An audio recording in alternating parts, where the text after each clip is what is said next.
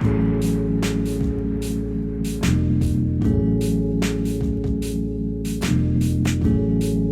everybody, it's time once again for Ice Cave Radio. I'm your host, Doa here, along with your other host, Charmer, and it's another week of Star Wars Unlimited, another week of PQ stuff to talk. Well, I mean, are we going to talk about it? Let's talk about it a little bit. We were talking about talking about it. We have to. We got talk so about excited that there I is think some other interesting people stuff want to talk hear about. it. Yeah, we delayed the broadcast, or not the broadcast. The recording for this was delayed because we wouldn't stop talking to each other about PQ lists that were interesting. So we'll talk about that a little bit. But we've got a lot to get through as we usually do. We've got a cave poll, which is one of the most fun cave polls I think I've ever come up with. I enjoyed this one. And then we've also got a lot of set for spoilers, of course. Everything that's been released up until 3:55 p.m. Pacific time on February 12th. The year of our Lord 2025. And then we also have some mailbag, which we'll go through as well. So kind of trying to get back to all the things we used to do. And that's what we're going to do. So, right off the bat, how's it going, Charmer, in your SWU life? Have you gotten a chance to go out and play a local or two, or should we just jump right into PQ stuff? I mean, the short answer is no. I haven't been able to go play at a local or two, mostly because I don't like to go if I can't take Stark with me. It feels wrong, and he has been deathly ill for almost a full week now. He became really ill at the end of last week. I think it's a really bad bout of the flu, so we haven't done much. There was, despite the fact, as you and I talked about before we started recording, there is a thunder snow happening outside, and I'm supposed to get 8 inches of snow tonight. There were still local places doing their SWU locals tonight, so just down the street for me is AFK Games. They were doing one at 6:30 tonight.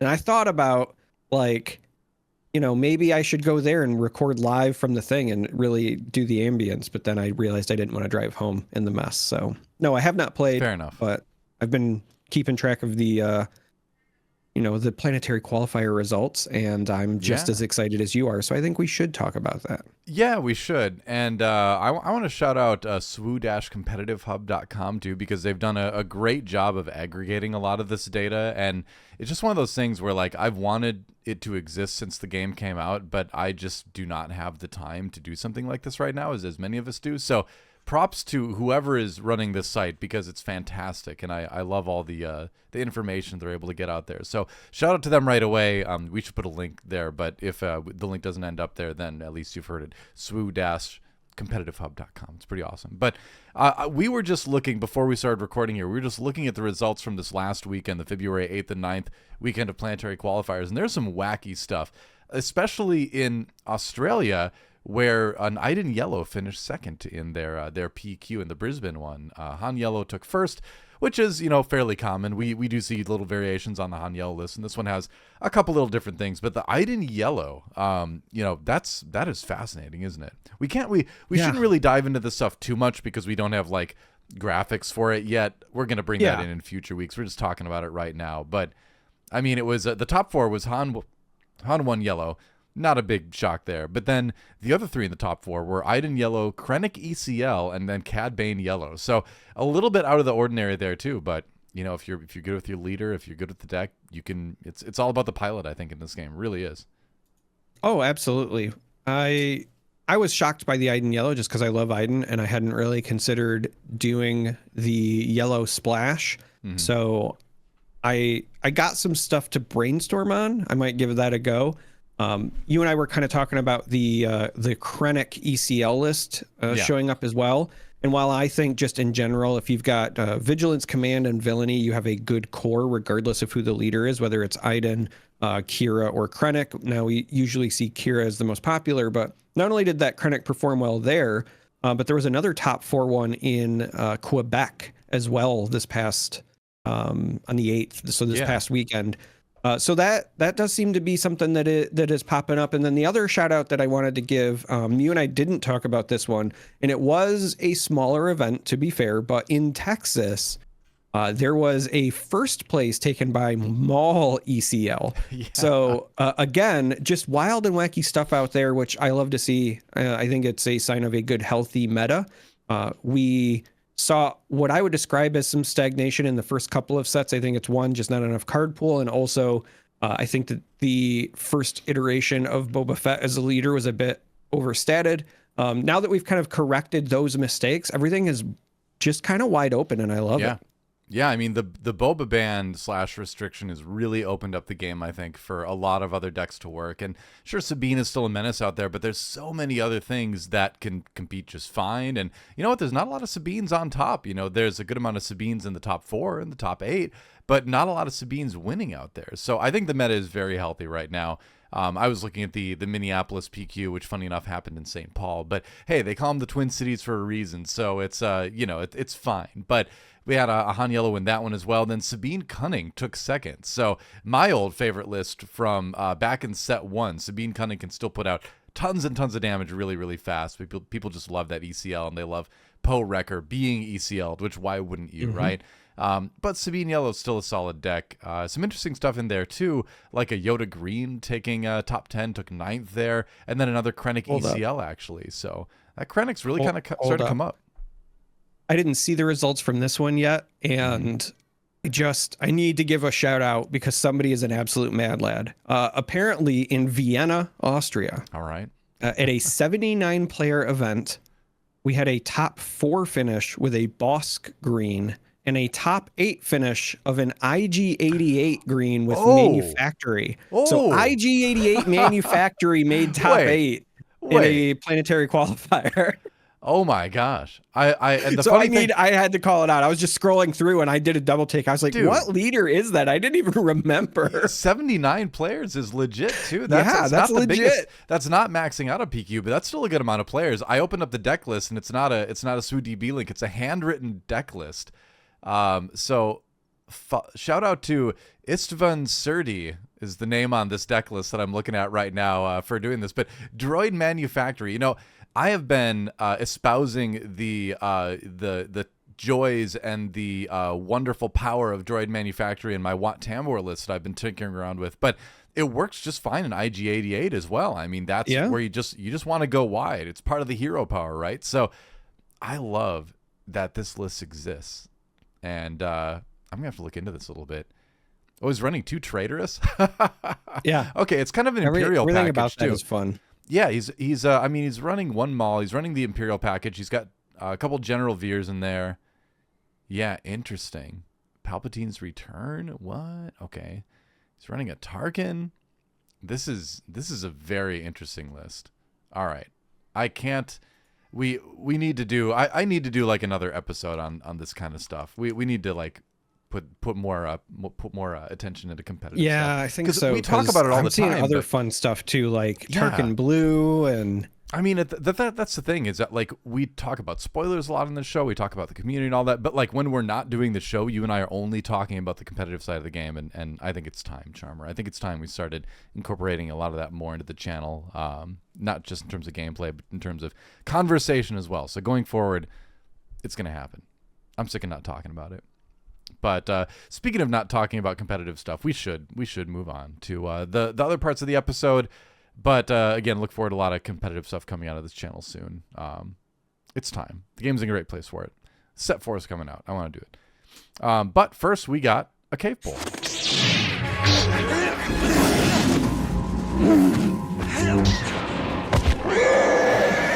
All right, and the cave poll was, what is the all-time greatest space battle in a Star Wars film? So I know there's a lot of stuff in shows and everything, and TV things, but I wanted to zero in on the film specifically. And there was I would say a pretty definitive winner here in Endor, which it's hard to top the Battle of Endor, right? I mean, huge, great big finish to the original trilogy. All the ships you love in there on both sides of the light and dark. Just iconic for so many reasons. But that there are some other good ship battles in the series, I think, in the series of movies that we have. So did you vote in this? I did, yes. What did you pick? So this is interesting because I saw the title of it, and before I clicked on the link to go, I knew what I was going to vote for, and then it wasn't on the list. It wasn't on the list? What was it? It wasn't on the list. Okay, what was it? Because I don't think I missed any I will get to that. Battles. So here I voted for Endor because I just think that not only is it iconic, but if I'm being honest, it's also kind of like one of the longer sequences, right? Yeah. And I think that you just get a lot more memories when you have more screen time. But the one that I was initially like, I know exactly what I'm going to vote for because I just was expecting it to be there. And I think I understand why. For me, it's the dogfight over Geonosis, specifically like Jango Obi-Wan going through the asteroids. Okay. You got the seismic charge. To me, like I love that sequence, but I also understand why it was left off because it's not like a real. It's not a battle. It's just Obi-Wan running away. Right. It's not even a battle, but I'm sorry. But it's probably still like one of my favorite sequences just like in space in the series. And so I can understand why it was left off, but I was like, man, I love the seismic charges. I love going through the asteroids. Be honest with me though, Charmer. If there was a different sound effect for the seismic charge, if it was more of just a regular explosion sound effect, would you even be talking about it right now? Isn't it all about the sound effect of that? It's all about the sound effect. Exactly. Listen. I am also a sucker for like good Foley artistry and sound effects and whatever. Cool. For example, one of my favorite horror movies in the last, I think it came out in the last 10 years. Maybe it's older now. I'll say last 15 just to cover myself. I really enjoyed the Evil Dead remake. Oh, I didn't see that. And I think that there's a lot to like about it, but what really sold me and what I remember more than anything is there's a sequence in that film where a character is doing something and you hear a sound before you get to see what's happening and you know exactly what it is. And that is so impactful. I think that a lot of times we focus on the visuals with film and don't really appreciate. And so for that, it stuck with me now.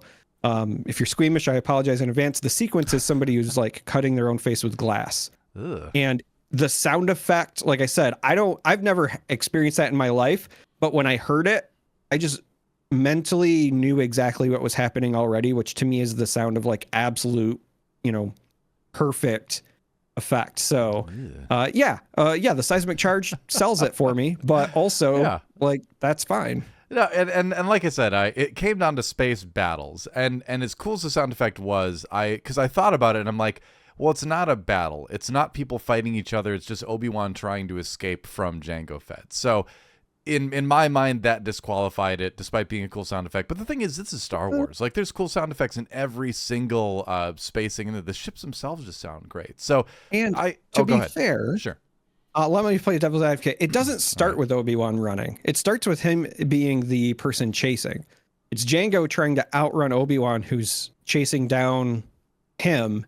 And then Jango flips it on him after they go through the one asteroid, and he takes, the fire spray. I almost called it the old name. He takes the fire spray up and hides, and then he ambushes Obi-Wan. And then once his engines are, damaged or the ship is damaged or whatever, then he's trying to escape. So not just him running the entire time, but again, I fully understand why it wasn't on the list, but I just thought, I was like, man, I'm going to vote for that. And then it wasn't. So I went with Endor because you can't lose with Endor. Yeah, I voted for that too. I mean, I remember just like as a kid just being absolutely blown away by that because and it was this way I would imagine when people saw it in theaters for the first time. Now, I am older than the release of Return of the Jedi, but only by 2 months.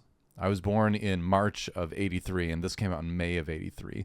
But it was actually the first Return of the Jedi was the first movie my parents got a babysitter for to go see after I was born. So I like that. The first time they were willing to leave their child is to go see a Star Wars movie. I think that had a big effect on me and seeing the importance of Star Wars. Yeah. But yeah, anyway, I think it's, you go back and you watch that. And when I was a kid, it's so overwhelming. There's so many ships. There's so much action. It still looks great today.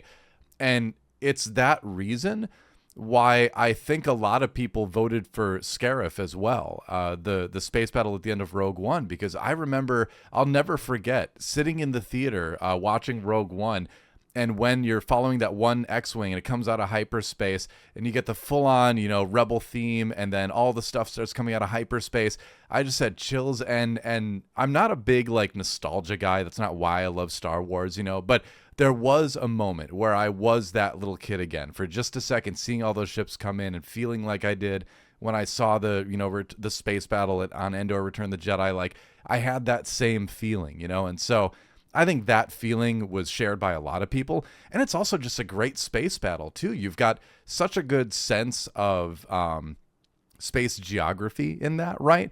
Where you know kind of the approximate positioning of the Rebel fleet, of the Imperial ships, of the Shield Gate.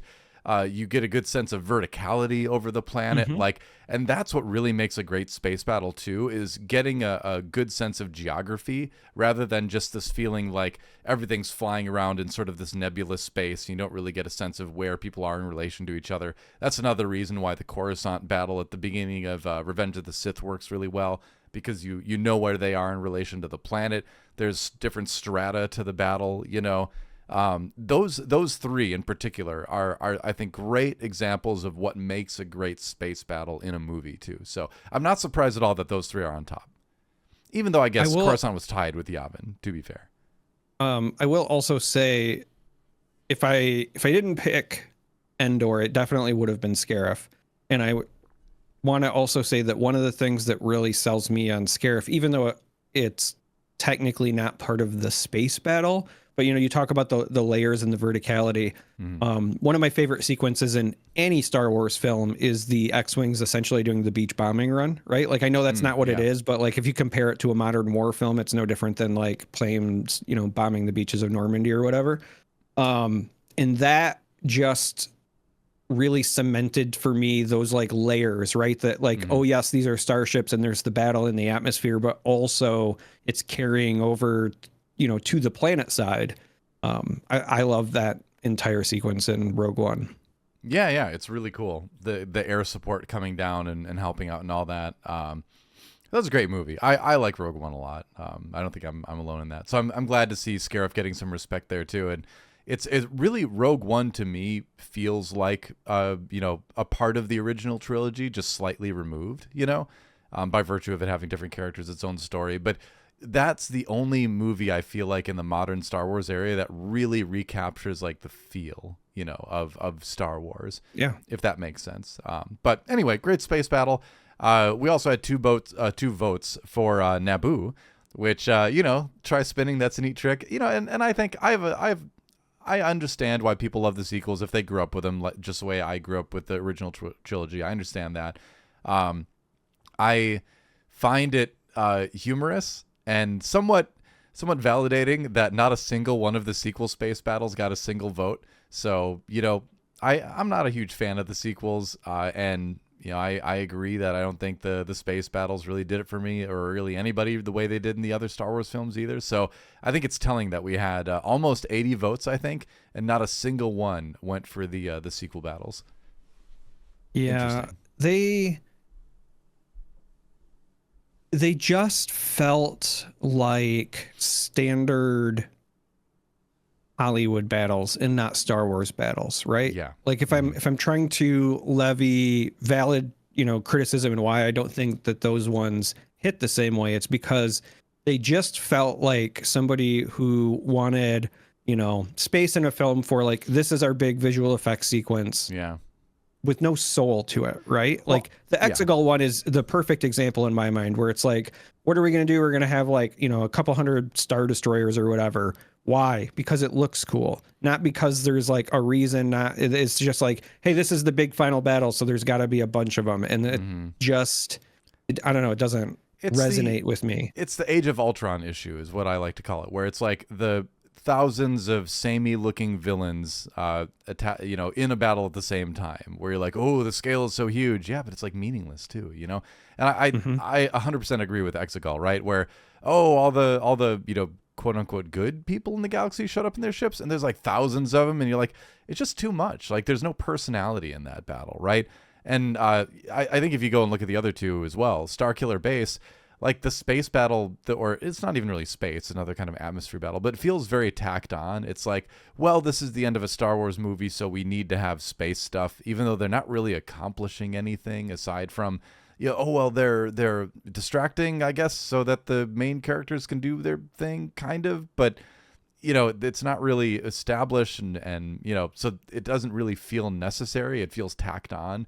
And then you've got like Dakar. I didn't even know that was the name of the space battle, but Dakar in The Last Jedi, where it really felt like, hey, here is your Star Wars space battle. Please enjoy.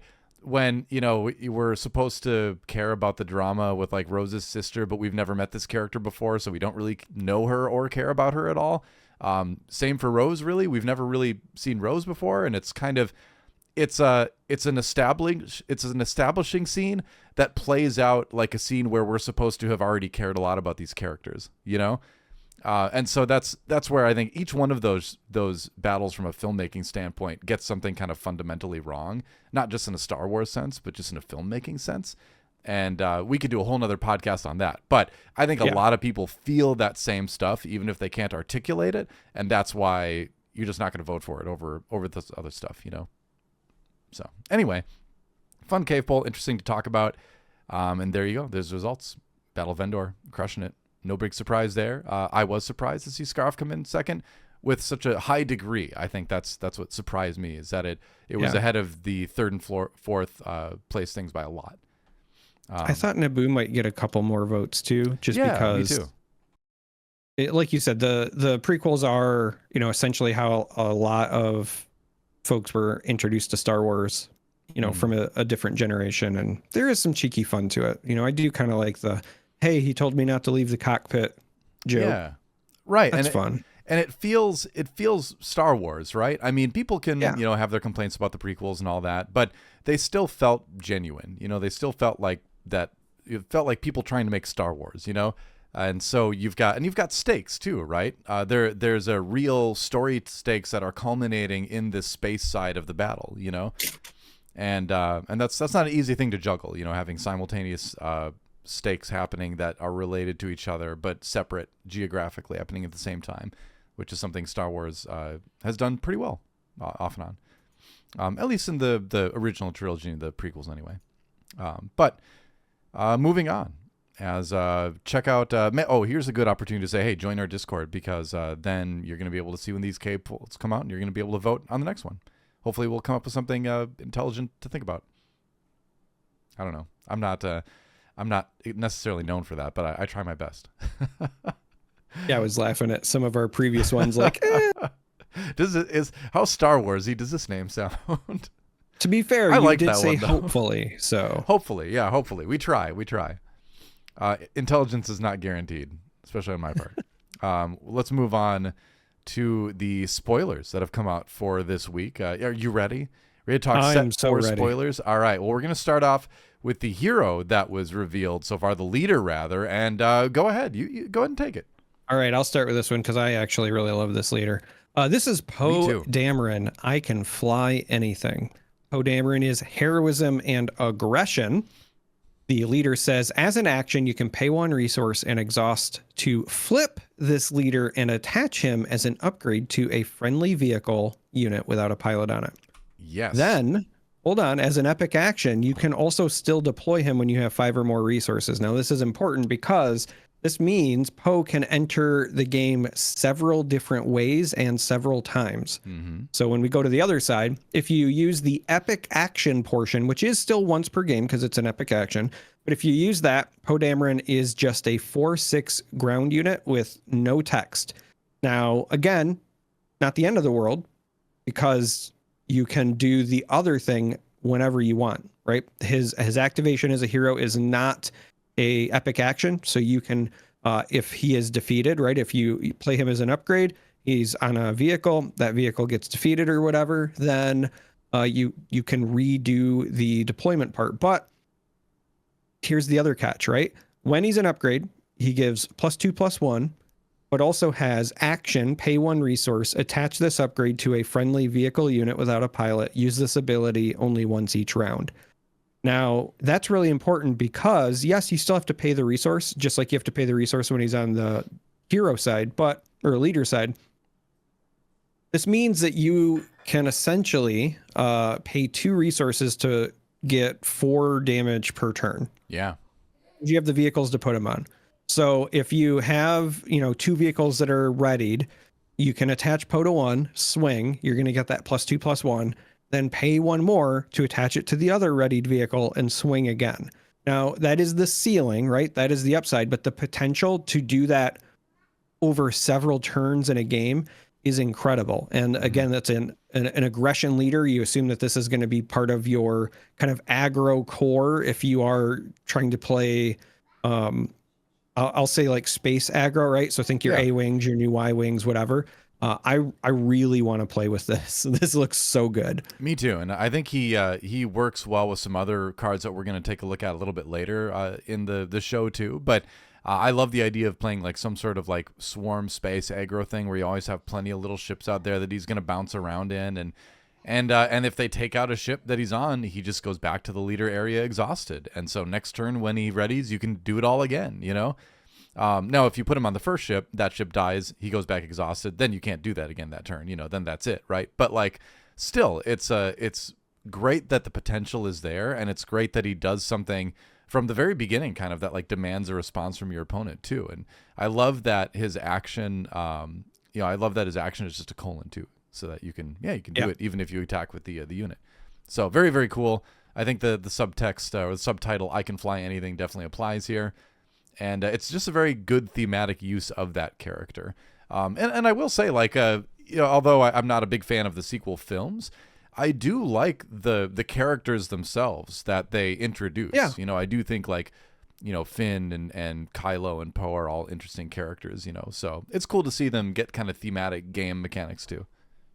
I do think that, you know, when I think about my critiques of the most recent Star Wars films, that part of my biggest gripe is that they had one of the best core foundations for interesting characters, and then they just kind of fumbled it. I think that Finn, you know, when you look at him and the way he's introduced, fantastic, you know, foundation for a character. I'd love to see built on it, right? Sequels, yeah. I like Poe because he was kind of like Han but different, right? He's just a hotshot pilot, but he's part of like the actual military, not just like somebody who's out for himself. So he's like a different spin on that archetype. I even liked Rey, if I'm being entirely honest. Like Rey, I felt was very endearing as like a wide-eyed, you know, I've only ever seen this small planet. Now I get to see the entire universe and be part of these big fantastical adventures. I think that again, foundationally, is fine. It's just that I felt that many of the ways that they built on those characters were flat, in my opinion. Yeah, totally. And it, you know, you can look back for whatever reason that might be. It seemed like there was kind of a war of directors going on as far as the story direction and all that. And it's, you know, it's a big mess, right? Those three movies, but it is too bad because the characters themselves that were introduced in the first one were all pretty good. Anyway, moving on to another one. We've got our final rare location, our final rare, base to talk about. 27 HP. It is a cunning base, Nabet Village, and this one's really interesting. Draw 3 more cards in your starting end, so you draw 9. You can't take a mulligan. When the first action phase begins, put 3 cards from your hand on the bottom of your deck in any order. So just kind of, you know, you don't get to mulligan, but you do get this extreme level of hand filtering. And with only a cost of 3 HP off of the standard 30, I think this could be like a very good aggro deck, card. Because getting to make sure your first 3 or 4 turns are exactly what you want, that seems quite strong. I think this is a pretty decent base. I keep thinking of this as you are paying 3 health to take the difference between your mulligans. Essentially, you get a half mulligan every game. Yeah. So you start with 6 cards, and you can, if you want, mulligan and see 6 new cards. But sometimes you're like on the fence, and you're like, man, I really like some of these or whatever. This is essentially like you're always getting that half mulligan. And one of the other things that jumped out to me, it's not a huge deal, but it is just different. So it's a departure from the norm, which is that you put the 3 cards from your hand on the bottom of your deck in any order.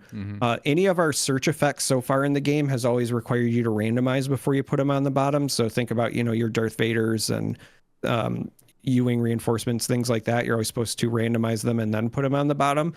This is the opposite of that. Again, don't expect it to matter in a ton of games, but the flesh and blood player in me is like, oh, pitch stacking, that's relevant. So it is something that I noticed. Same on the One Piece side of things. When I play that game too, whenever you search, you can order it however you want on the bottom too. And so I always like, I always like with Star Wars now, I have to remind myself to shuffle, you know, in One Piece, I have to remind myself to stack it, you know. But it is cool. And there's not a lot of decks. I mean, well, hey, the Iden Cunning, you know, that might matter because the game's definitely going to go long enough with that list. But, you know, I think it's even better than like an extra half mulligan too, because like it's not, you know, draw a hand and then discard 3, draw 3. It's like draw 9 and then just make the best possible hand out of those 9 cards. Like it's, and that's why I really like it for aggro kind of first and foremost, is because aggression, not aggro the color, but aggro the style of play in card games really requires you to have very perfect initial turns. And so something like this that you get to really tailor that plan, I think is very, very strong. So I think it's going to be a pretty good base to use. I think out of rare cunning bases, obviously it's going to see a lot more play, I think, than the -4 attack base that we got back in set number 1. Although I do think that is better than people think it is, to be fair. But I think this is one that a lot of people are going to be trying right away. And I think to me, all the rare bases we've seen this set have just kind of been pretty big wins. You know, I think everybody's excited to try them out. You and I both put a lot of reps on Sabine Cunning, and I will say just full stop. If this was around, you know, for sets 1 and 2, I would have played this 100% as my base for the Sabine Cunning. So absolutely. That should tell you something. Yeah, and I like too that it's another thing where the better pilot will utilize it better, right? An average to bad player is not going to get a lot of benefit out of this base because they're not going to necessarily know what the best cards to pick are going to be. Whereas a better player, and the better player you are, the better choices you're going to be able to make around this. So this is one of those cards too that just gets better the better the player is, you know? Which I like that. I like things that reward, that are easy to just play, you know, but also reward being a better player too, to get the fullest use out of. So, yeah, it's very exciting. All right. And here's another rare for you. All right. So this one is no glory, only results. This is a 5-cost event. It is villainy and vigilance. And it says take control of a non-leader unit, then defeat it. Now, you might be saying to yourself, why do I care if I'm just going to defeat it, right? Well, the answer is when defeated effects, right? So we already know that is likely going to be an archetype that gets a lot of support because of cards like Thrawn and those pieces coming in this set. Right. And this is this is a great way when you want. First of all, Vanquish was already seeing, you know, play off and on for a while anyway. So if you're in the villainy side, like this is a Vanquish with upside, right? But when you think about some of the like really big when defeated effects that are going to be coming in this next set, or when you want to deny your opponent from getting them, it might not even be that you can benefit. It's just that you're trying to deny them from getting it. This has the potential to be a really big deal. Yeah, I mean, like, you want cards that make Sabine worse? Well, you can use this to steal their K2SO and then use K2SOs when defeated on that Sabine player. So go wild, control players, because this card is really good. The one thing you have to be careful about is obviously don't use it on a card that has bounty, because then you will just give your opponent the bounty, which would not be great, I would imagine. But I think more than anything, this is going to be such a great card to run as a, you know, probably I would say maybe a sideboard card more than anything, into decks that have those really devastating when defeateds. And the first thing that came to mind immediately when I saw this is, oh, well, this is just great against Sabine, you know, specifically for K2SO. Yeah. But there's a lot of other applications too when we kind of go through list by list and think about it. Not to mention, you know, again, like you said, Thrawn, you know, getting to double up on when defeateds, you know, getting to use this in the right situation. Again, I think definitely a sideboard card in that deck. I would be hesitant to run it in place of Vanquish, just because I would not want to run into a situation where, you know, there's a bounty that would be problematic for me or something like that. It's not always universally going to be great to take control of a unit before you defeat it, but there's definitely situations where it's going to be really good. I hear what you're saying, but what my knee-jerk reaction is, at least as of right now, is when I look at the current landscape, the number of cards that people are playing that have bounties on them is not nearly as high as the number of ones that have the when defeateds. Like meta-wise right now, it's hard for me to even think of a bounty thing that I would not care about using this on in place of a Vanquish, right? I mean, giving your opponent like a card draw and stuff even is not something I would love to do. I'm just saying, like, I think it's a good card, but I would not insta replace it with Vanquish in villainy decks. It's not, to me, it's not like Spare the Target is for the heroism side replacing Waylay, where there's just, it's always at least as good as Waylay, and sometimes it has an upside. This is like it's got an upside, but it's not always 100% as good as Vanquish. Well, not that I want to be the actually guy, but to remind you, Waylay can return any unit, and Spare the Target only returns enemy units. Okay, so okay, not always 100% the same. And that is, a good point. If anything, if you have any takeaway from the discussion Doa and I are having right now, it's just that the designers are very good at making sure that nothing is just a one-to-one straight upgrade, right? Yeah. This isn't a like power creep thing or whatever. There's always going to be these discussions about when something could potentially be better than something else or whatever. So my hat's off to the team for, creating cards that fill similar roles but are not necessarily the same, because then you get nerds like us fighting about it.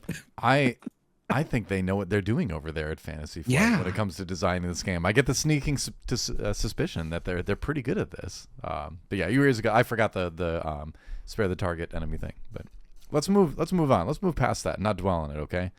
Let's not talk about that anymore. Let's talk about Hera Syndulla. How about that? We've got a 2-cost Vigilance Heroism unit on the ground, 2/3 with Restore 1. So 2/3 for 2 with Restore 1. Great. She's basically Kuil, without the discard thing. But she can also be a pilot for a 2-cost Vigilance Heroism as well. Attached unit gains Restore 1 and the same stats, 2/3. So, pretty solid statted pilot, getting a little bit of Restore on something, and, more Hera support, right? I mean, if you want to go back and build that Hera deck from set 1, I think, you'd be able to put this in, no problem. And, if you're running a list that's more Vigilance, Heroism, Healy, right, but you want to do it more in space, it makes sense to have this kind of versatile pilot with Restore 1 or just, ground Restore 1.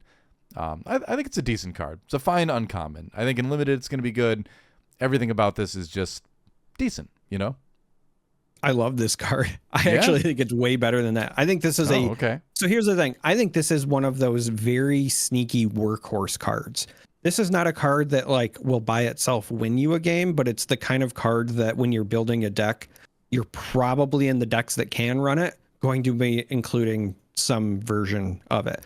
I was absolutely shocked the piloting cost was still 2 and provided the +2, +3 and the Restore.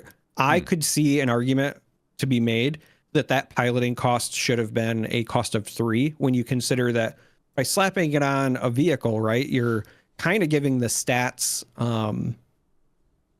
haste. There's not really an equivalent, right? In Star Wars Unlimited, it's just like units that are ready or whatever. But if something's already ready and you slap this on it, then you're, unless they remove it immediately, you're going to get that value right away. And so at a bare minimum for a control deck to get a 2/3 Restore on the ground turn 1 if you have nothing else to do, how many people were running Restore Dark for the exact same reason? Yes, it was space and not ground. But just running anything where you can play it turn 1 and have Restore is good enough. And then when you factor in that in later stages, you can play this on something, give Restore.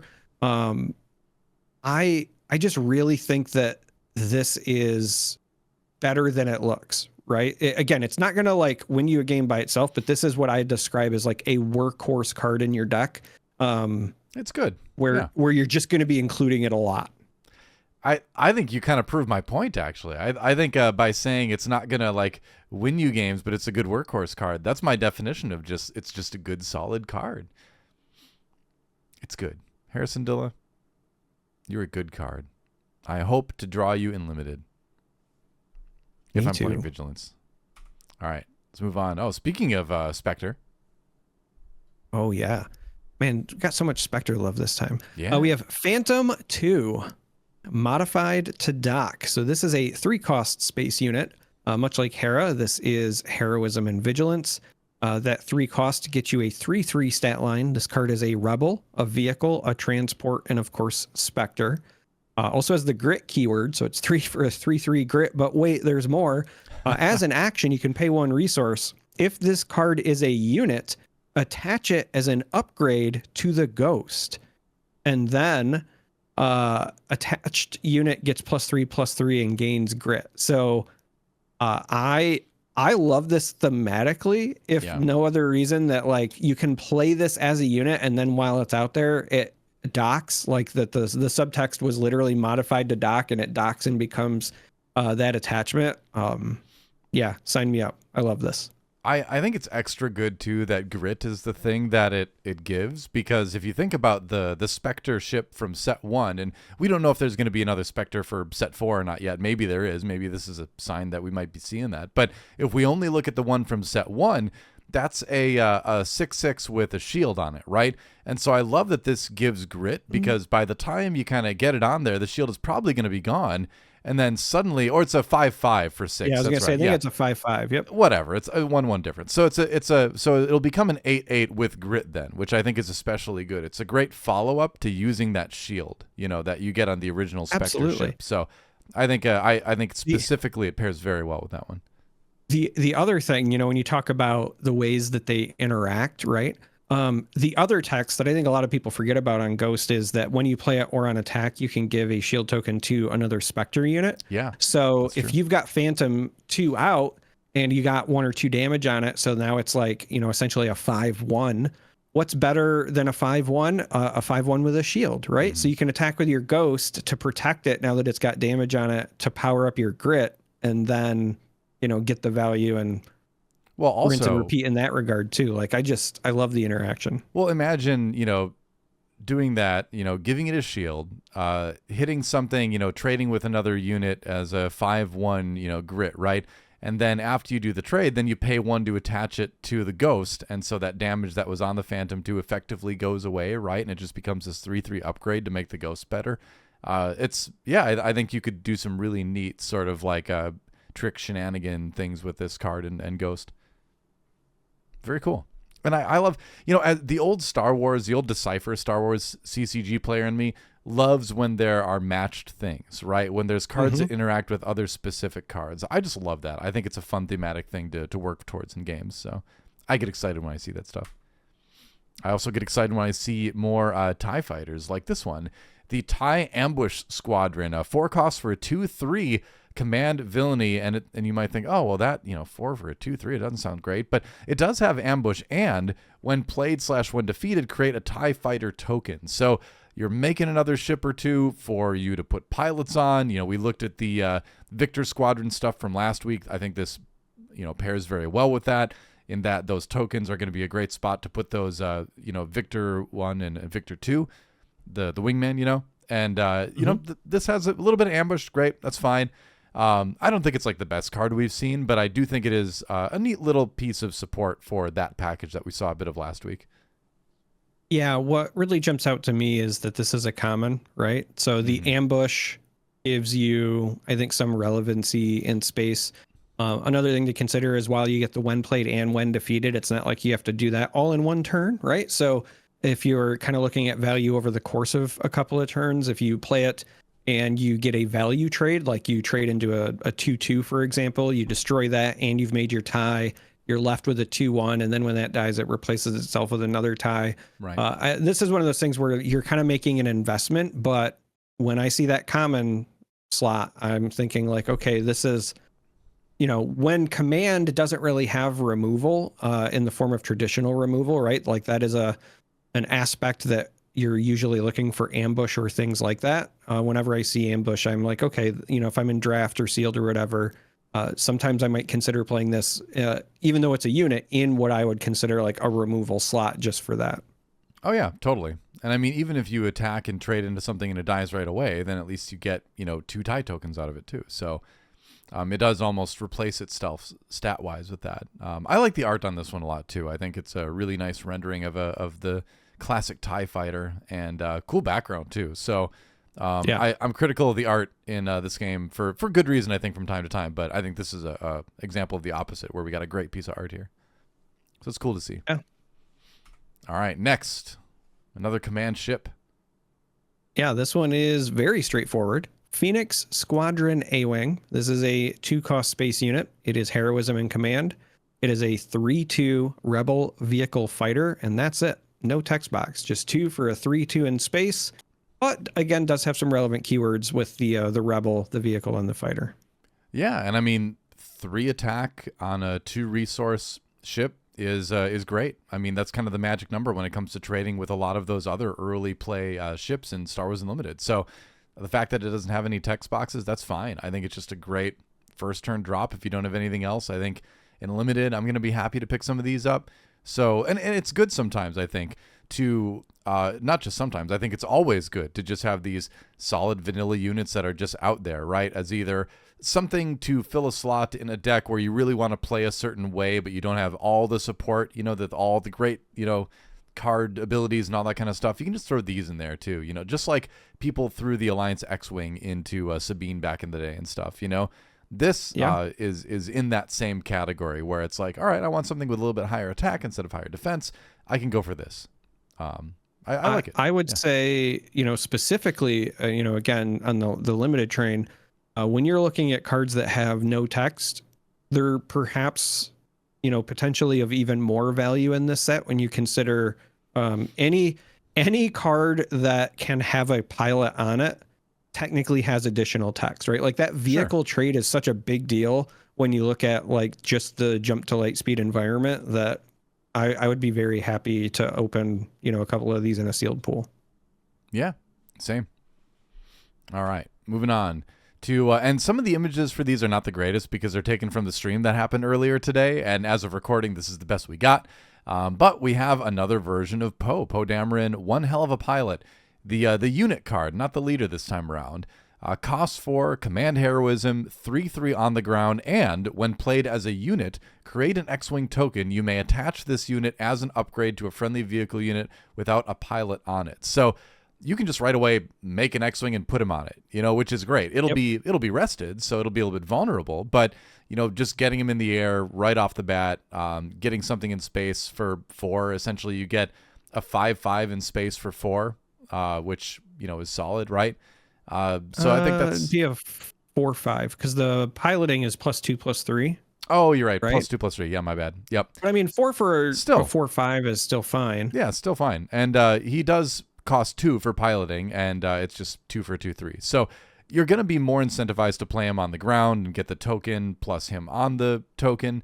But if worse comes to worse, you can put him up there as just a 2/3 stat line on whatever else you have going on in space too. So yeah, I think it's just another good solid card. Yeah, when I look at this is essentially just either a 4/5 in space, or I guess I should say a 4/5 in stats, right? Because there is also, you could play him as a unit, create an X-Wing, and then still attach him to a different vehicle. Doesn't say it has to be the same. For sure. But when I saw this, and this is why I was kind of trying to sing the praises of Hera earlier, that's why I said I could see Hera having costed 3 for pilot, because when you play him just as a pilot, right, when you're not doing the play as a unit bit, he's just a vanilla +2/+3, whereas she was +2/+3 with that restore 1.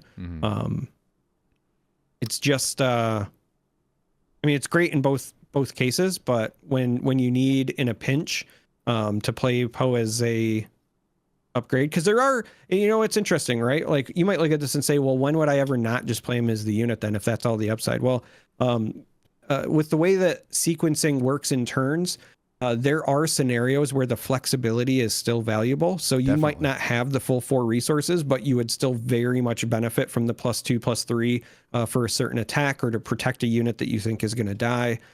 So don't discount that either. Yeah, the best thing about piloting is that presumably it's stats that you're going to be able to use right away that turn if you put it on something that's ready, which I would imagine most times you're going to put a pilot on something that's ready, right? And sure, your opponent gets 1 action to respond, but if they don't immediately remove it, you're going to get access to those stats that phase instead of having to wait for the next action phase. So yeah, you can never underestimate the power of just playing it as a pilot, I gotta say though, his face in this card, it looks like he's saying like, guys, why is my seat wet? He does look like he has a frown. It's like, who spilled something in my X-wing? He looks like he has soggy socks. Like he does not look comfortable. That's for sure. He's like, it's like, what was that? Anyway, moving on. Hopefully he can get his X-wing, dry clean. I don't know. How do you clean an X-wing? Make the droids do it. Let's take a look at this this exciting event. I'll tell what you do. If you've got an X-wing that is disgusting and you need to get out of it, you eject, which just fair enough. happens to be the name of this card. Eject is a 2-cost event in Command. Has the Gambit subtype, and it says detach a pilot upgrade, move it to the ground arena as a unit, and exhaust it. Draw a card. I love this. When you have a pilot on a unit that you think it might, be ready to perish, or maybe it's something where it had a really good on play, but the stats aren't as relevant, or whatever the case may be, or maybe you just really need something on the ground for future turns, or they're taking over space and you're trying to reestablish, whatever the case. Being able to get that pilot off and also draw a card, right, where you get to replace this, just feels really, really good to me. Yeah, this is an extremely good card. I think the draw a card part of it just is phenomenal to me, because I again, my brain only mostly just works in terms of Wat Tambor right now, and so I imagine a Wat Tambor list with pilots, right, where I trade with something, I attack into something, right, or the ship is almost dead. Then I use this to pop the pilot off because the ship loses the stats the pilot was giving it. The ship is defeated. That turns on Wat Tambor. I get a unit on the ground, and I get to draw a card. And if I've got anything ready on the ground, I can Wat Tambor ability and buff that because of the pilot that died, or not the pilot, the ship that died in space. So I'm already there's already a ton of really interesting combos you can pull off with this card. Let me I can't wait to see how people are going to break this. This is a scary card right here. Let me tell you what I got really excited about. Granted, it's going to, the unit will be entering play exhausted. That is a key part of the eject. Sure. But one of the things that I immediately connected is that the Poe Dameron leader can be attached as an upgrade without using the epic action, and this just moves any pilot upgrade. Yep. So you can play a 1-drop on, turn 1, just a simple 1-drop starship, then or vehicle of any sort, right? You can move Poe Dameron to it with his ability, and then on the next turn, you could swing with it, and then after you've swung, pay your 2 to eject him into the ground state as a 4/6 leader, right? You get to draw a card. Maybe you play another 1-drop or something else, but then when he dies, you haven't used your epic action. You could still deploy him later if you want, or you could, again, just use his hero ability to reattach him, whatever. But when I think of potential uses, and the fact that this is in Command, and when a lot of your aggressive decks historically have been some combination of aggression and Command aspect-wise, that's what I was losing my mind about. Yeah. This card feels really good with Poe Dameron, the leader. Oh, for sure. Yeah, that's it was kind of released that way, right? Because we got the Poe leader, we got this, and we got the ship too. So this is kind of like, hey, this is what you use it for. The funny thing I find with this card though is the art is the clone trooper pilots. I don't even know if those ships had ejection seats, because we did see them get ejected into space, but it was not voluntarily. It was because their ship exploded at the start of Revenge of the Sith. So I don't know what's going on there. The art is it doesn't evoke the most happy ejection scenarios in the Star Wars universe, but it's a great card, and I think it's going to be one where people are going to find a lot of interesting ways to break it, and that Poe leader is definitely kind of the made to use one with it. It's pretty neat. And there you go. Like I said, we got the ship along with it. There's the new Black 1. 2 cost for an aggression heroism, 2/3 resistance vehicle fighter space unit. While this unit is upgraded, it gets +1/+0, and then on attack, if you control Poe as a unit upgrade or leader, you may deal 1 damage to a unit. So again, tailor-made to work with the Poe leader, again to synergize with that eject card that we just saw. Very exciting stuff. I think it's obviously a great rare, and it's obviously something you're going to run a 3 of in a Poe deck for sure. Yeah, so if you're, kind of keeping track at home, if black 1 is your round 1 play, and then you go to the next turn where you have 3 resources, you can pay 1 to attach Poe to your black 1, assuming they have no immediate answer. When you swing, it's a 5/4 for that attack, and you get to deal 1 damage to a unit. So that's already a really powerful turn to play. I mean, we've seen similar things where like you start with an A-Wing and, then you play, the +2 experience tokens. Sure, yeah, wing leader, yeah. Right? A wing leader. But still, you're going to get that where you swing for 5, you deal 1 damage to another unit, and then when you eject, you get to then draw a card, and you're going to have Poe ready to go as a 4/6 on the ground the following turn. Like, that's a heck of an opener when you think about it. Yeah, there is some crazy stuff coming in, and I gotta say, I wonder if the dominance of Sabine as the aggression command sort of deck of choice on the heroism side is on the way out. I think Poe might take the crown. I think even the new Luke looks really good too. But I think Poe especially looks like that kind of like, this is the aggro leader you've been waiting for if you want to do space aggro. And maybe if you just want to switch things up a little bit, it seems like it's going to be able to put out just as much damage as the Sabine and kind of do it in very tricky ways too. So I'm pretty high on this as far as an aggro package, and we'll see how it plays out, I guess. But it's looking really good. I was going to say, are we going to talk about the next card that I was really excited about? Even more. If you're, I mean, I know you're a big aggro player, like I am too, right? And so a lot of stuff came out this week that was very exciting for people that play card games in the way that we do. Yeah, so I'm happy this one came up next. The next card we want to talk about is Stay on Target. This is a 2-cost event that is aggression, has the tactics subtype. It says attack with a vehicle unit. For this attack, it gains +2/+0 and gains when this unit deals damage to a base, draw a card. Now, paying 2 to get the +2/+2 is already, nice enough. It's not quite surprise strike, but then when you factor in the, potential to draw a card, which is super relevant in some cases, I was a big fan. But then when I realized it was when this unit deals damage to a base and active player gets to stack triggers. So when you start thinking about cards like Y-Wings, right, where you can have it, deal damage to the base from the attack and from the ability, because it doesn't say when it deals combat damage. It's just when this unit deals damage to a base, draw a card. Yeah. You could get, multiple card draws from this, which would be outstanding. Like I love everything about this card for your vehicle aggro decks. Yeah, I think it's great. Funny enough, I look at this and I'm like, when Maul flips, he gives Overwhelm to everything. So, maybe that would be a good thing. And Commander Cody gives everything Overwhelm as well. So I think there's a Tarkin. Also, the new Tarkin gives things Overwhelm, doesn't he? And so, the new 3-up Tarkin. Yeah, the 3. Yep. Yeah. Let me. Oh, I spelled Captain Tarkin. Yeah. And he's just aggression only too. So I think that can that can fit into it too. So I think there's some fun things you can do with this in terms of board control via attacks and trading. By way of the other units in the game and the other things that give Overwhelm passively. So I think this card is great on its own. But then I think when you include it in concert with a lot of the other stuff that's out there, this card gets like really, really good, But this is great. I love seeing cards like this that come up in card games, right? Where it's good on its own, but you can find other really unique ways to just get some extra benefits out of it. Very neat. This set is just so cool. Moving on to Guerrilla Soldier, 3 for a 2/3 Fringe Twi'lek Trooper. That the Trooper tag I think is always important to note when we're looking at units.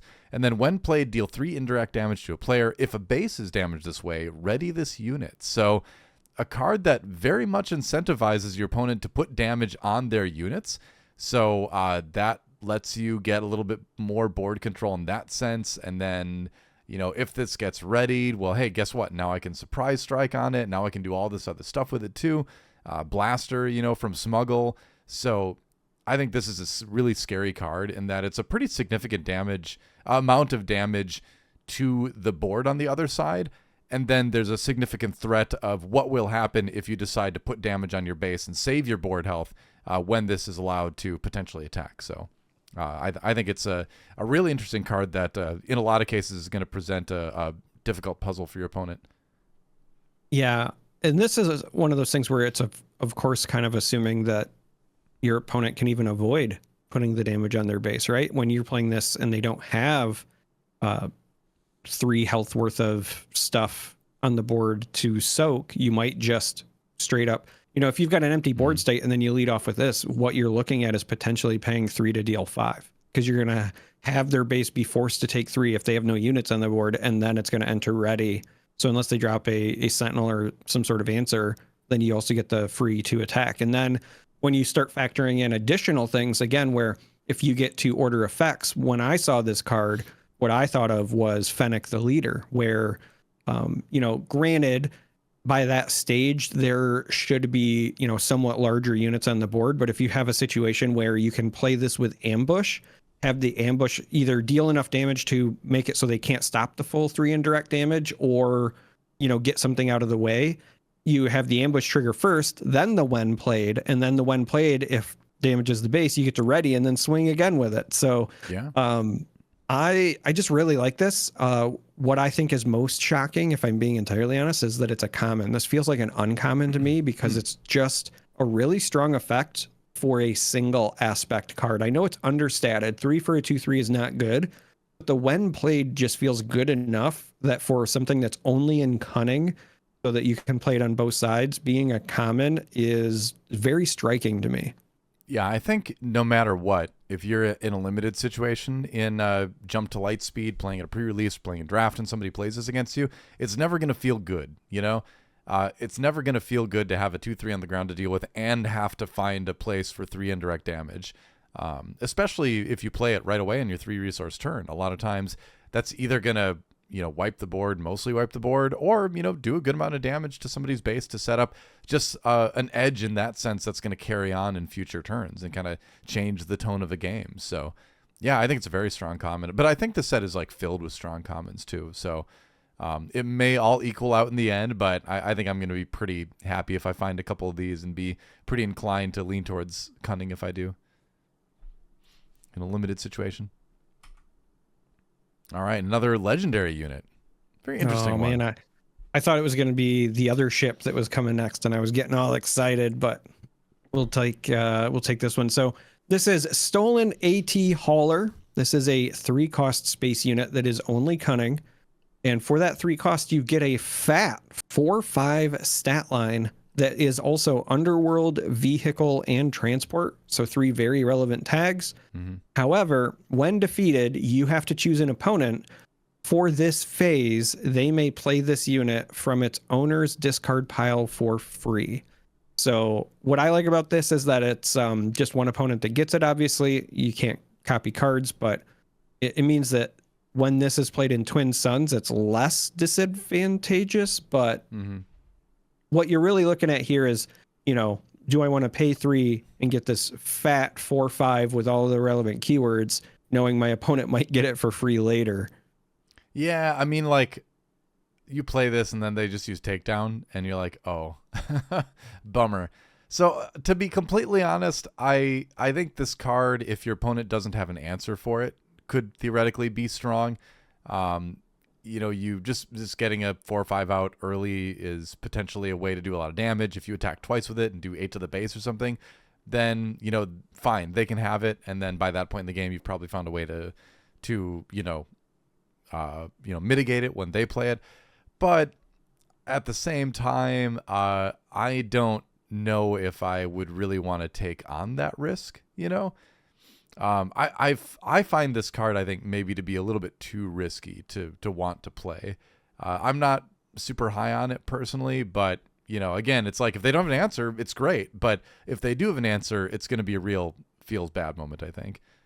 So, that said, when it dies on their side, you get it again. So it is just going to be kind of passed back and forth for eternity unless somebody bounces it to hand, right? So there's that. You use it for a bit. They use it, you get it sent back to you, So if your game plan really revolves around being able to handle it when they get it, I could see maybe running it. But yeah, I think it'll take some pretty specific deck building. I don't know how consistent it's going to be. I'm gonna withhold my judgment on it and just say for now that like I'm not really big on this card, but I'll have to maybe do some experimenting with it. Yeah, I need to see what kind of support package I can put with it. When I first saw it, the only thing that immediately came to mind is that it does allow you to potentially set up some really sneaky burst damage in Strictly Cunning. Sure. So when you factor in something like, Surprise Strike and Sneak Attack, if you have those 3 cards in hand, you could spend 4 resources to just deal 7 direct damage to your opponent, right? If they pass the turn and they think that they're safe, and now suddenly you go, oops, eat a ton. Obviously requires a lot of setup, very niche, interaction, but that is one of the ways that I could see you trying to get that value out of something like this. Yeah, like I said, I think it's potentially there, but it's going to have to require very specific deck building and then very specific scenarios in which you can kind of like get that benefit. And like, will it be easy or hard to make those scenarios appear? I don't know yet. I'm not sure. I don't know. I could see it being really good in very specific situations, and I could see it being really bad in other situations too. So I think this also might be a meta thing, because it could be. When I think about the 5 health, right? If there's a ton of indirect damage aggro running around, being able to play something early where you can soak up 4 on it before having to worry, and then because it is Underworld and it costs 3, like this is not a terrible McClunky target. Yeah, where you don't even give them the benefit. No, that's a really good point. And again, I mean, that's a specific way to deck build around this to try to make it good, So maybe this does work well in like a Cad Bane kind of list too, or Rio Durant interacts with transports. So this is something that you could maybe run in Rio or something because it's got that little extra transport benefit, I suppose. But again, I think this does. Some people might look at this and be like, well, this doesn't feel legendary. I disagree. I think this feels very much like a legendary slot card for this game, where if we go back and look at what has generally been legendaries in Star Wars Unlimited, it's cards like this that require that are kind of deck building puzzles, right? Or game state puzzles. I think the legendary slot, rather than universally being something that's used for here's our very powerful cards, has instead been, and I like this, been used for cards that can be kind of just cards on the powerful side, but also cards that present really fun player puzzle challenges, Yeah. So they do also like to use legendary when a card might have, an oversized value or an oversized impact on limited, right? So we're talking about this strictly from constructed, where it might get hit by takedown or whatever. But from what we've seen from this set, outside of direct hit, the 4-cost vigilance that just blows up a vehicle, there's not a lot of things that would just handle this easily. And so when you look at it through that lens, you don't want cards that might just auto win you the game when played on curve. Yeah. I do think it is good and limited, right? You are right there. Yeah. I do think it is good and limited. Because again, if you have this in your deck and you can play it immediately, it's going to be tough for them to handle.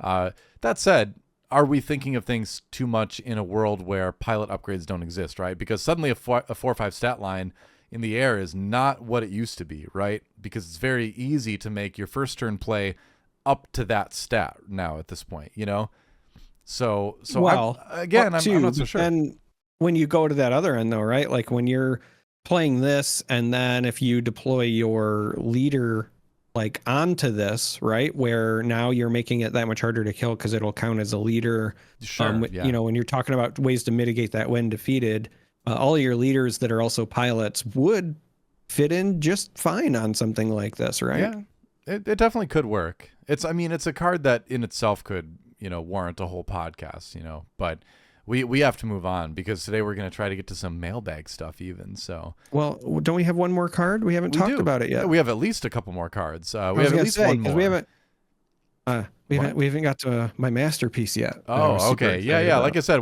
that's why we got to move on because we got more cards to look at. let's take a look at the Sith Trooper here. 3 for a 3/3, villainy only.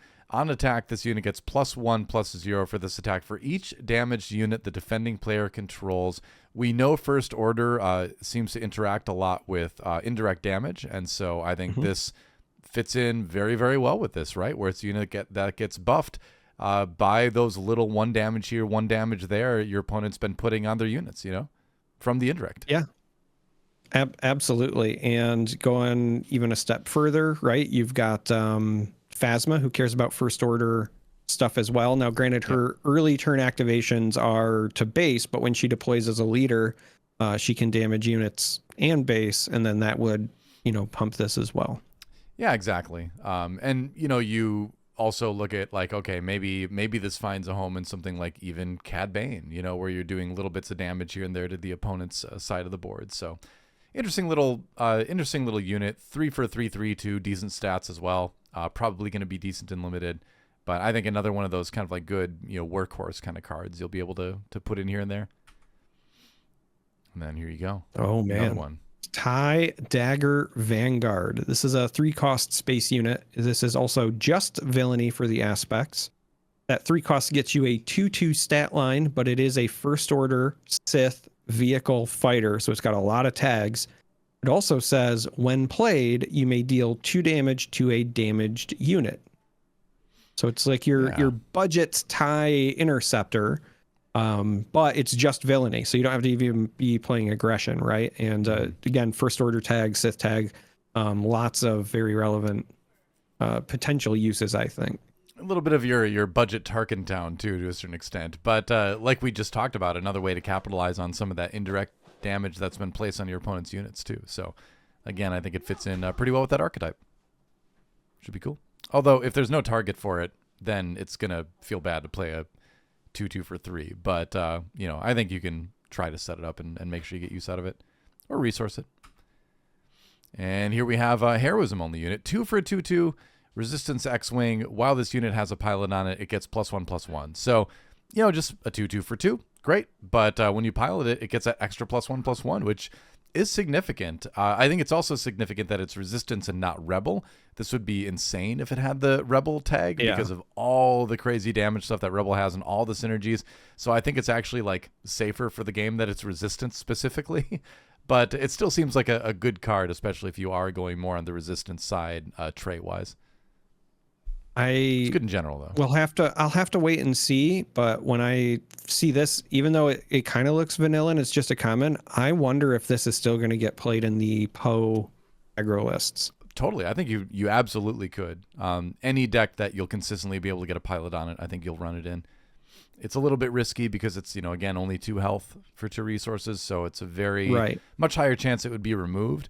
But the upside probably makes it worth it, Yeah, I think it's one of those things where when you have initiative, it's going to feel really good because you can very easily get it to that 5/4 stat line. But you play this and they play like a 2/3 or whatever, but they have initiative. So like actually it's if they start, right? Yeah. You wouldn't want to play this. So I don't know. Yeah. Let's move on to you've been waiting to talk about this one. I've been waiting to talk about this. I love this card too. Go for it. This one's great. This card's so good. Yeah. And obviously, I'm biased because it's my favorite character. So the card is Sabine's Masterpiece. This is a 3-cost space unit that is just heroism, which I love because it means that you can throw it into your Hera Spectre deck and not worry about it like locking you to one of your color choices. I mean, not that you're locked anyway, but Spectre anyway, yeah. Yeah, Spectre anyway, but I love that it's just heroism. So that 3 cost gets you a 3/3 stat line. This has almost all the tags. It is a rebel, vehicle, fighter, and Spectre, but has one of the coolest on attacks I think I've seen in the game. So on attack, if you control a vigilance unit, heal 2 damage from a base. If you control a command unit, give an experience token to a unit. So you can even target itself with this, which is crazy. If you control an aggression unit, deal 1 damage to a unit or base. If you control a cunning unit, exhaust or ready a resource. So even if you are including this with your standard, 2 different aspects, not even talking about the crazy, Spectre decks where you could potentially hit all of these, which would be bonkers. When you consider like aggression and cunning together, think, cunning Sabine, being able to deal 1 damage to a unit or base and exhaust or ready a resource, specifically exhaust when you're trying to like muck up your opponent's plays for the turn. That's a really powerful effect when you start considering it.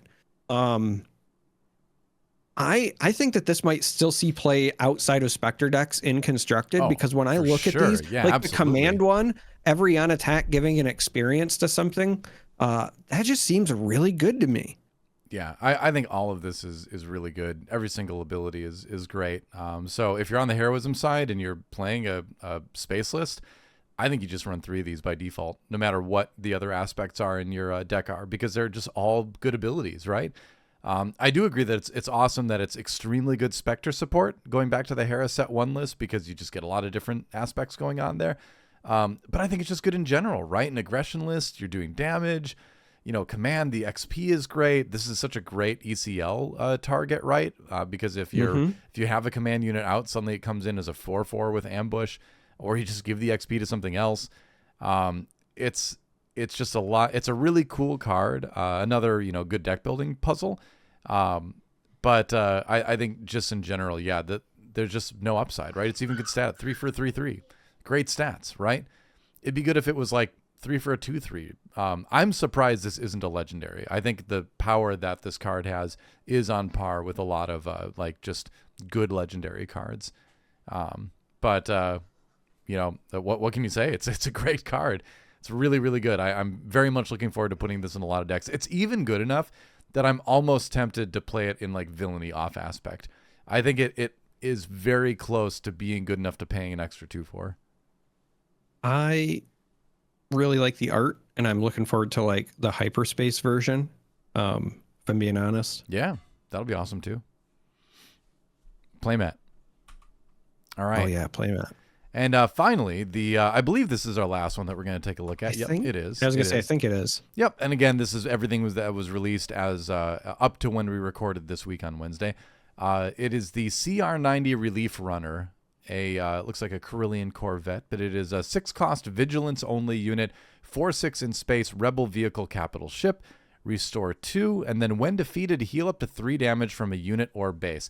It's funny. I look at this and it says rebel, but I also kind of look at this and say, if I'm running Piet Vigilance, I would probably think about running this, because if you're ramping really hard, you're probably going to be taking some damage early on, and this is a great card to help you get back a little bit of that life you've sacrificed to ramp to being able to play those big ships later. So I think it seems pretty solid in general as a good mid-rangey Healy kind of thing on the heroism side. But the fact that there's no heroism or vigilance on it, I kind of like it in Piet a little bit for that reason.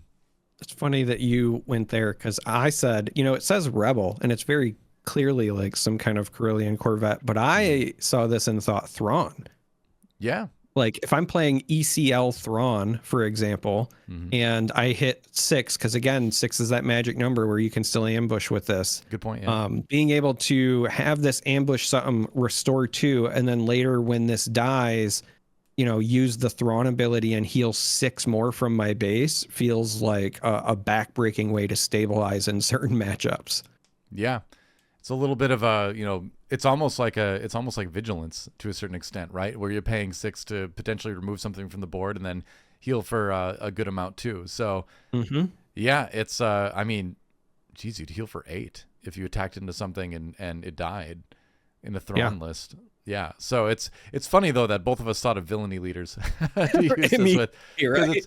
Because again, it's not heroism or villainy, but it's kind of heroism. Come on, it's a Carillion Corvette. That is a ship type that, although not technically allied with any faction in particular, it is a well-known ship model used by the rebellion. So it has a rebel tag even. So this set is really making us blur the lines though, because we were also earlier talking about using Captain Tarkin in our Poe Dameron list, right? Yeah, so yeah. Hey, the game needs a little bit of that, so I think it's fine.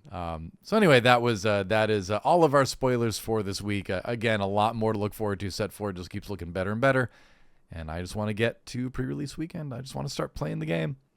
But now it's time to do something we haven't done in a very long time, Charmer. It's time for our mailbag, and I guess we could introduce it in a way we just kind of used to do, right? Where it's like, say, your opponent plays a 2-cost black 1 on the first turn, and they're playing a Podamarin list, and you've got a feeling you know what's going to happen next. So what would you say in that situation? I would say I have a bad feeling about this. That's right. And here's our bad feeling mailbag here. Again, join our Discord. You can ask mailbag questions in the channel. We've got 3 of them to talk about today. We'll have to go a little bit quick with it, but let's start it off from Cerulean Wareep. Hey guys, thanks for all the great content. Keep up the good work. Well, thank you. In regards to set 4 and the new gold leader card, given that it's obviously a version of the Millennium Falcon, do you think the card should have text on it that states that it is, so that other cards such as the Han Solo pilot unit would work with it? What do you think, Charmer? This might be a hot take, but I don't think so. And I think this is actually the perfect example why. Because to me, yes, it's that ship, but the gold leader call sign, it got that call sign for that Battle of Endor, and Han was not the pilot for that. That's right. So I don't think that he should get the benefits when it is gold leader of piloting the Falcon, because that wasn't the time that he was piloting it. So it is the same ship, canonically, obviously, but like that, because it represents that moment in time when it was, Lando, not Han, who was primarily leading, the helm there. I say no. I mean, technically, it was Lando's ship before it was Han's ship too. So, you could go the other way and say like, hey, why doesn't Lando have more Millennium Falcon support? He was the original owner, But yeah, I'm in agreement with you actually, but more from the design side of things, where I think when you start to have too much overlap between cards, you start to run into some murky balance waters with that. And I know I said earlier in the show that I really love when cards can interact with other specific cards. That is true, but you have to know where to draw the line. And so I think Gold Leader not being a Millennium Falcon, quote unquote, is fine in that regard. So yeah, I mean, I always like to see more synergies in card games, but I do think this is a good example of where to set that aside in terms of just going for something that's just going to work a little bit better with the design of the set and the card game overall. But on the other hand, I do like I do like his idea here. Let's move on to from Will B. Rooks. What do we think of a team format? 4 players like Twin Suns, but 2 players are considered friendly to each other for game effects, and the game doesn't end until both the team's bases are defeated. I think this sounds really fun. I think you should design it and play it with your friends. I think that's one thing to keep in mind with this, is that things like Commander format in Magic the Gathering that was invented by Magic players. It wasn't invented by Wizards of the Coast, right? So right. If you think up a good format for this game, just make it, start playing it, and if it catches on, who knows? It could become official down the road. But I think it's a cool idea. I'd love to see like a team format, and I do think the game lends itself very well to a lot of very interesting player interactions if you make it a team synergy situation, rules-wise, like you're talking about. I like this idea. So just helping you flesh it out, these are things that I would consider. Again, your own creation, do what you want, but I would say your teams have to have Twin Suns style decks, but also unique leaders, meaning like right. If Doa and I are on a team and we're both playing villainy stuff, like we both can't have the same Darth Vader leader, at least, right? Like in the future, I know we're getting the pilot one. If one of us wants to run one versus the other, I don't think you should police it that hard, but no, your teams cards. should essentially have 4 unique leaders, and also I think unique bases, right? So again, the idea being that we both can't run ECL or both can't run Tarkin Town or whatever.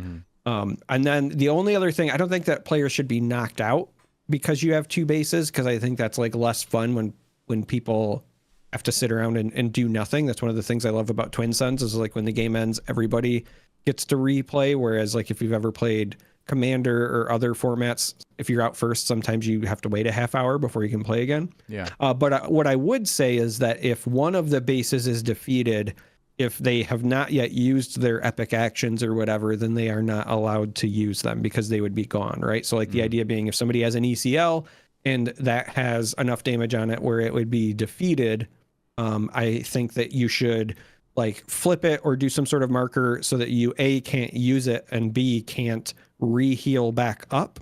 Because the other piece in my mind is like, I wouldn't want where like you've defeated somebody's base and then they, you know, do some crazy combo and then their gone base is now like back to full health. You want an inevitability to the game.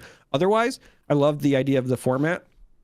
If you're somebody who's coming from Magic the Gathering, there's also another team format I used to adore that was called Emperor.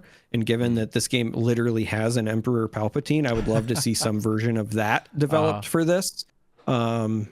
So maybe I'll think that through and come up with something. I don't know. You need 6 players for Emperor though, but which I think would be fun. Just to give you like without going too far into it, Emperor was a format in Magic where you had one player in the center of 2 3-player teams, and then the 2 players on the side had to protect the middle player from the enemies, and whoever took out the Emperor on the other side first would win. So I think you could definitely do something like that in this game too. But you've got me thinking. I kind of want to try my hand at designing something like this now, but maybe we'll do that a little bit later. But I love the idea. I might actually just have to put some thought into this. That's kind of fun because I've been looking for more ways to play the game multiplayer lately, and I like it. So let's move on to our final question here from Pasta Man 11. It's not really a question, but if you had to make the stupidest card possible, what would you do? It can be as good or bad as you want. This is a very big question. This is another whole podcast kind of question, but yeah, wow. What do you want to do? I hate to put you on the spot, but I haven't thought of anything yet either. Stupidest card possible. What would I do? So again, keeping in mind that I'm safe with doing this because I cannot imagine a universe where they would even allow us to do this character. So I think that we're safe from that regard. I would hate to say something that might be considered in the future. So what I'm going to go with is I want to make the Darth Jar Jar, right? It's sure. The running joke, the running meme. Yeah. So I want a Darth Jar Jar leader card where the front side, like, literally is just Jar Jar and you get no benefits whatsoever, right? Like you just get we'll call it heroism and cunning. Then in your deck you would have like some sort of thing that you have to assemble where when you do it, it says if Jar Jar is your leader, flip him. So he cannot be deployed or flip or whatever on his own. And then when you flip him, then he becomes Darth Jar Jar out of nowhere and has like crazy abilities and whatever, right? I don't know what that would be, but like I like that idea of like you just get base Jar Jar that literally does nothing, but then like if you jump through all of the hoops to make the meme a reality, then you get Darth Jar Jar and he's insane. I like that idea. I think we could see. I mean, maybe if we ever get like an unhinged or unglued type of set, you know, a non-legal set for this, we could see something like that. That'd be fun. I mean, they did that rebuild the universe thing with Lego Star Wars where they had like Darth Jar Jar and all that. So, hey, maybe we will get one of those kind of unglued type sets for this. I'd love that. That'd be awesome. But my idea, I was thinking about it while you were talking. My idea, because I want to see more interesting base type play. So I want to see a base called that you can play called the Trash Compactor. And but basically what it is you play your base, and it would be a lower health base. I'm not sure what the exact number would be, but it'd be a lower health base. But it would also come with 2 additional cards that you would place on either side of your opponent's side of the board, and then each turn they would move closer and closer to their base from the sides, and your opponent had to damage those cards to keep pushing them back. They would never die, but you'd have to apply some damage and some attacks to the walls to push it back. Because if it ever got to their base, it would instantly destroy it and you would win the game. So they have to fight you. And say that your Trash Compactor base only has like 20 health, right? So lower health base. But they have to keep hitting the walls of the Trash Compactor as it closes in. Because if it gets to their base, it'll just crush them. So you have to fight your opponent and the Trash Compactor at the same time. That's my incredibly stupid idea, but I like it a lot. I like the idea of bases that introduce unique ways to play the game. So there you go. There's mine. Maybe I'll invite. Now I just have to invent a format called Trash Compactor that does that exact thing. Yeah. All right, there you go. I'm gonna make myself a note. Trash Compactor format. There you go. Format. Yep. We're gonna work on it. All right, but that's it. That's our mailbag for this week. Again, jump in our Discord, ask us some questions. We're gonna try to pick 3 or so of them and answer them each episode. Getting back into that, it was a ton of fun musing over the things that you told us about. So, fun episode. We got to check out some spoilers, fun cave poll, talked a little bit about the competitive scene, and again, the mailbag questions at the end. Any final thoughts before we close this one out? This has been a fun one. I just am really excited for the pre-release. I am very excited for, honestly, just kind of like the future of the game as a whole. Talking about the Planetary Qualifier meta at the beginning of this episode is really, as we've been going through it, made me reflect that the game is probably hitting its stride in a very healthy way, like at the right time. So I just... like, I was already enjoying the game, but like, I guess I'm just like really looking forward when I sit and I think about like how far the game has come and where it has the potential to go. Means that we're in a good spot. I'm really looking forward to the future and the rest of this year. Yeah, absolutely. This game just keeps getting better and better, and so does the community around it, dare I say. It's been a pleasure to be hanging out with everybody at the different events and locals and things. My local is growing again every week. It was a little bit on the low side, but now it's starting to get bigger again, which is great to see. So there's a lot of hype around the game that continues to build. And, before we go, we have to deliver the famous line. Go ahead, Charmer. May the Force be with you.